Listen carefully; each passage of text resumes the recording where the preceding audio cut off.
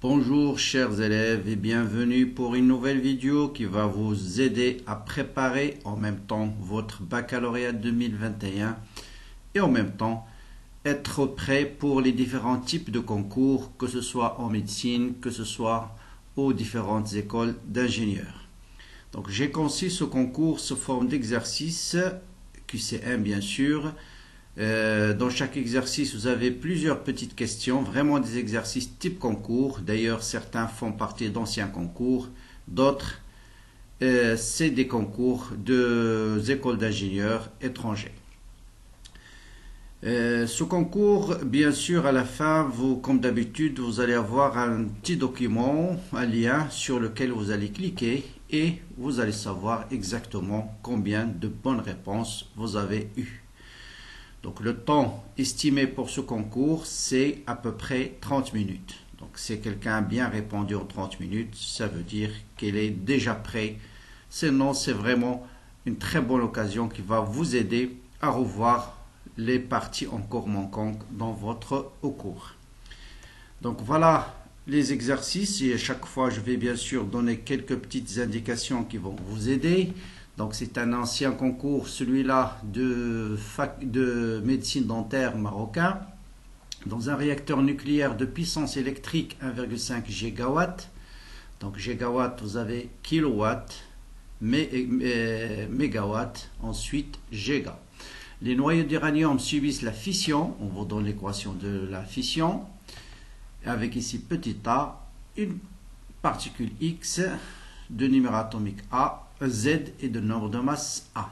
Quelles sont les données? L'énergie de liaison de xénon de ce noyau-là, c'est 8,2 mégaélectronvolts par nucléon. L'énergie de liaison de l'uranium 235, 7,5 mégaélectronvolts par nucléon. Et l'énergie de liaison du strontium, c'est 8,5 mégaélectronvolts par nucléon. On vous donne aussi la masse de l'uranium, c'est-à-dire du noyau d'uranium, 390,219 10 puissance moins 27 kg. Et la masse molaire de l'uranium. Bon, a priori, question 1, 2, 3, c'est à la portée de tout le monde. Déterminer le nombre A, petit a, grand A, Z, que peut prendre cette particule X. C'est les lois de conservation. Ensuite, vous allez déduire la nature de cette particule, l'énergie libérée par cette réaction, laquelle de ces 4 valeurs, il y a une valeur qui est bonne, donc vous pouvez déjà éliminer votre réponse. Et voilà la question auquel il faut réfléchir un petit peu. Chaque jour, ce réacteur consomme une masse de 5,2 kg d'uranium. Le rendement de ce réacteur est. Donc, à vous de choisir la bonne réponse. Donc, qu'est-ce que c'est que le rendement d'un réacteur nucléaire? Donc, il utilise la fission, il produit une certaine énergie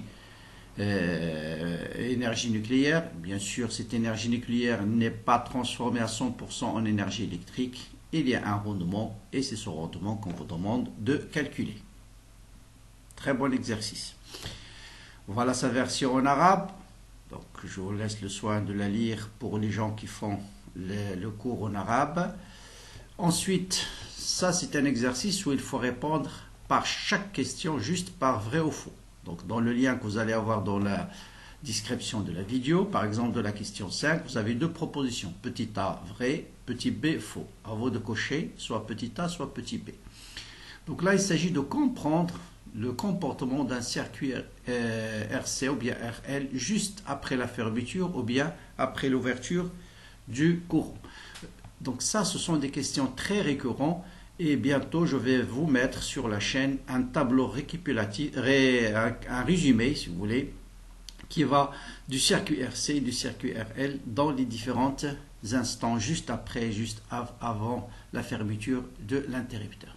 Donc on vous dit ici, vous avez un circuit RLC avec un système d'acquisition, un ordinateur permet de visualiser la tension I de C, donc voilà I de C en fonction du temps. Sur le schéma 1, l'interrupteur est en position 1 depuis longtemps. Donc voilà, ça veut dire quoi? Ça veut dire le condensateur est complètement chargé. Eh bien, toutes les questions sont relatives à ça. On bascule l'interrupteur en position 2. On va mettre après l'interrupteur en position 2 et c'est ça, T égale à 0. Donc ça, cette phrase, elle est très très importante.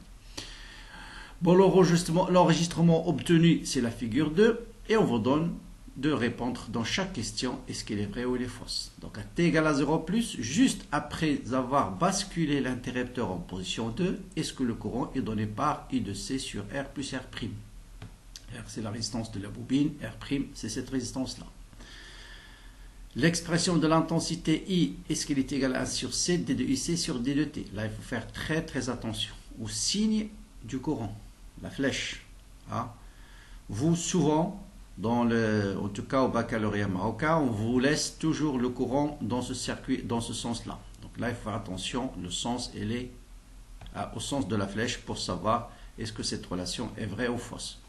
L'expression de la approchée de la pseudo-période, c'est 2π L sur C racines, vrai ou faux, et l'énergie magnétique emmagasinée à T égale à 0 plus dans le circuit, c'est 5 microjoules. Donc comme indication, ici, vous avez parmi les 4, 3, ils ont la même valeur, soit vrai, soit faux, et une différente. Voilà l'indication que je vais vous donner pour cet exercice-là.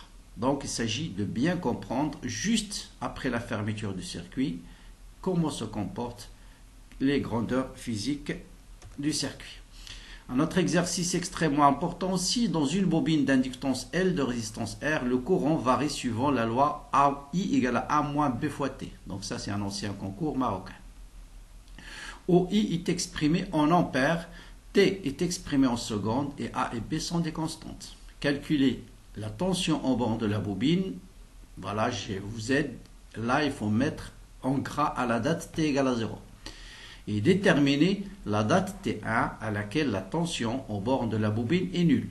Donc vous avez deux grandeurs physiques à déterminer en même temps. Et on vous donne 4 propositions. Est-ce que à T égale à 0, la tension au bord de la bobine égale à 0 et T1 égale à sur B, ou bien cette proposition, ou bien celle-là, ou bien celle-là. Vous avez une seule bonne réponse qu'il faut choisir et pour répondre à cette question numéro 9. Toujours dans le circuit RC cette fois-ci, soit le circuit suivant, initialement le voltmètre indique 5 volts, donc à T égale à 0. La borne COM, c'est-à-dire la masse, est reliée au point A. Donc voilà, au point A. Donc l'interrupteur il est ouvert. Toutes ces questions-là sont relatives au cas où l'interrupteur est ouvert. Donc l'armature du condensateur A porte la charge positive, c'est-à-dire celle-là, est-ce qu'elle est chargée positivement, vrai ou faux? Là, il faut choisir juste une seule bonne réponse parmi ces 4. Donc la tension est AB positif, l'énergie stockée est de 62 microjoules, et il existe une tension nulle au bord de l'interrupteur. Donc au bord de cet interrupteur, la tension est nulle. Donc vous avez une seule parmi ces 4 réponses qui est bonne. Question 11, pardon. L'interrupteur, cette fois-ci, est fermé. On ferme l'interrupteur. Un courant électrique circule dans le condensateur ohmique. Faites attention, dans le condensateur ohmique de A vers B. Est-ce que c'est vrai ou faux? Aucun courant ne circule dans le circuit. L'intensité du courant qui circule dans le circuit est constante. L'énergie emmagasinée, l'énergie du condensateur est transférée au conducteur ohmique. Là aussi, conducteur ohmique, c'est la résistance tout simplement. Celle-là. Là aussi, vous avez une seule bonne réponse. Bien réfléchir. Question 5, c'est un exercice relatif au prisme, donc aux ondes lumineuses. Une onde monochromatique arrive sur un prisme à angle droit, donc incidence normale. L'angle du prisme est égal à 30 degrés et vous avez des données, l'indice du verre, l'indice de l'air, l'indice du prisme, la vitesse de la lumière de l'ordre 2 et la longueur d'onde de la lumière incidente dans le vide, c'est 656,3 nanomètres. Est-ce que sa longueur d'onde dans le prisme est la question?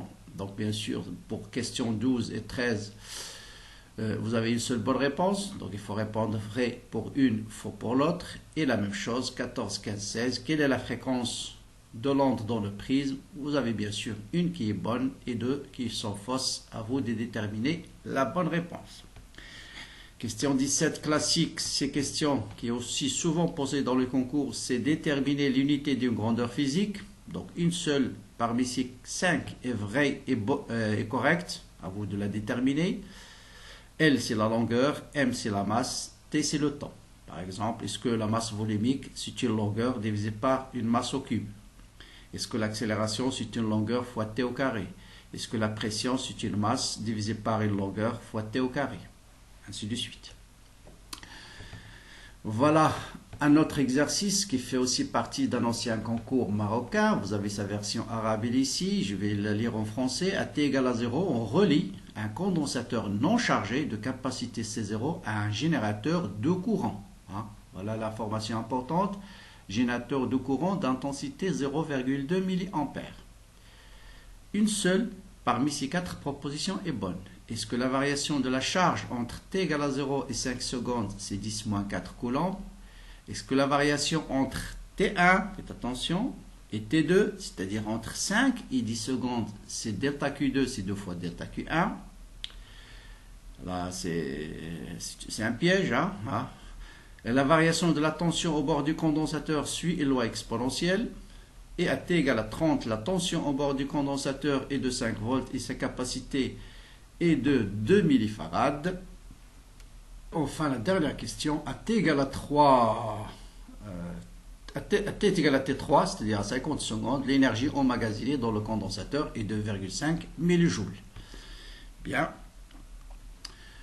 Encore un autre exercice, toujours de la faculté de médecine de Oujda de 2014. On vous donne le circuit suivant. Donc voilà l'énoncé en arabe, j'essaie de l'écrire en français.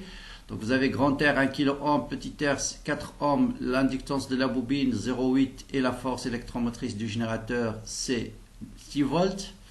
On vous dit on ferme l'interrupteur, donc là il manque une petite phrase, expérience A, on ferme l'interrupteur, on aura l'aqtayar, et en régime permanent, quelle est la bonne réponse? Est-ce que A ou B?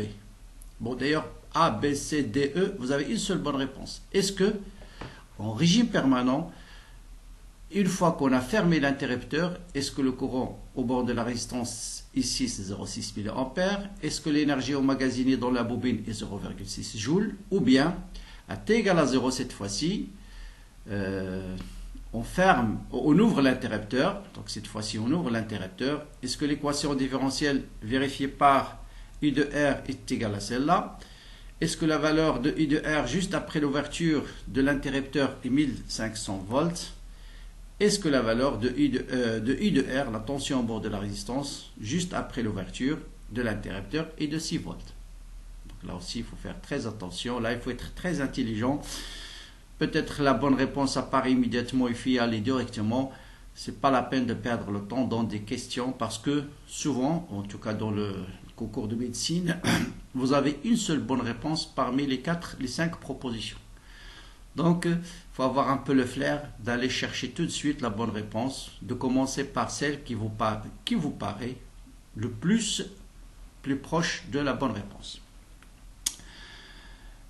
Enfin, la dernière question, Q20, toujours, c'est un ancien concours marocain, voilà sa version en arabe, je vais vous lire en français la question. On charge un condensateur de capacité C, donc de capacité C égale à 6,6 microfarad avec un générateur de tension 6 volts. À T égale à 0, on le décharge dans une bobine d'inductance L dans une résistance négligeable. Voilà les questions. L'énergie emmagasinée dans le circuit est E égale à 10,8 millijoules. La période de l'énergie dans la bobine est égale à la période du circuit.